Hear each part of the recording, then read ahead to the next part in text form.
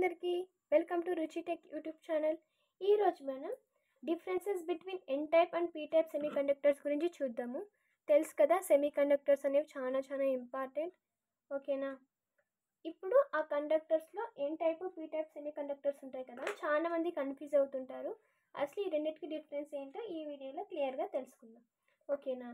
అసలు ఈ ఎన్ type semiconductor అనేది పెంటావాలెంట్ ఇంప్యూరిటీ అనేది సెమీకండక్టర్కి యాడ్ అవ్వడం వల్ల ఫామ్ అవుతుంది. మనకు తెలుసు పెంటావాలెంట్ ఇంప్యూరిటీస్ అంటే ఏంటి? Fifth group elements.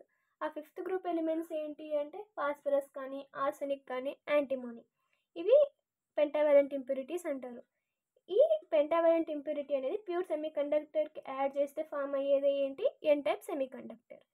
ఇప్పుడు పీ టైప్ సెమీకండక్టర్ అంటే ఏంటి? ట్రైవాలెంట్ ఇంప్యూరిటీ అనేది ప్యూర్ సెమీకండక్టర్కి యాడ్ అయితే ఫామ్ అయ్యేది పీ టైప్ సెమీకండక్టర్. ఈ ట్రైవాలెంట్ ఎగ్జాంపుల్స్ ఏమి అంటే ఇండియం, బోరాన్ ఇలాంటివి అనమాట.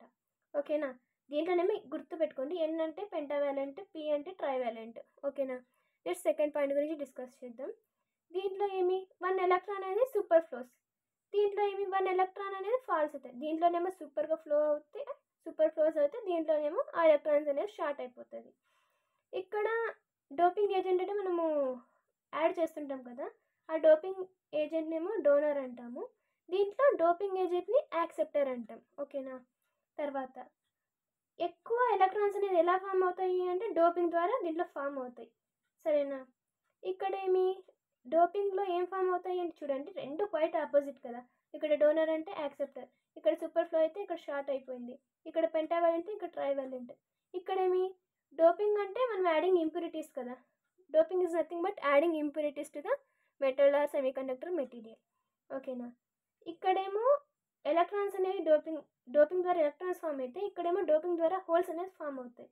ఇది ఫోర్త్ పాయింట్. తర్వాత ఏమి ఎన్ టైప్లో ఎప్పుడైనా సరే మెజారిటీ క్యారియర్స్ అనేవి ఎలక్ట్రాన్స్ ఉంటాయి. ఇది గుర్తుపెట్టుకోండి, ప్రతి కాంపిటీషన్ ఎగ్జామ్లో ఇది ఒక బేసిక్ లాగా చాలా యూజ్ అవుతుంది మీకు. ఓకేనా? ఎప్పుడైనా సరే ఎన్ టైప్ సెమీకండక్టర్లో ఎలక్ట్రాన్స్ అనేవి మెజారిటీ, హోల్స్ అనేది మైనారిటీ. దీనికి ఫుల్ ఆపోజిటే కదా ఇది. హోల్స్ అనేది మెజారిటీ ఉంటుంది, ఎలక్ట్రాన్స్ అనేది మైనారిటీ ఉంటుంది. ఓకేనా? తర్వాత మామూలుగా తెలుసు మనకి దీంట్లో ఎలక్ట్రాన్స్ మెజారిటీ కాబట్టి కరెంట్ కండక్షన్ కూడా మనకి దేని ద్వారా ఫ్లో అవుతుంది? ఎలక్ట్రాన్స్ ద్వారానే కదా. దీంట్లో హోల్స్ ద్వారా అనేది కరెంట్ అనేది ఫామ్ అవుతుంది. ఇక్కడ ఫెర్మి లెవెల్ అని ఉంటుంది కదా, ఆ ఫెర్మి లెవెల్ అనేది కండక్షన్ బ్యాండ్ వైపు ఉంటుంది.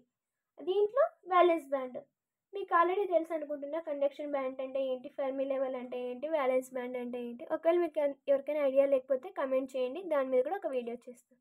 ఓకేనా? Thanks for watching.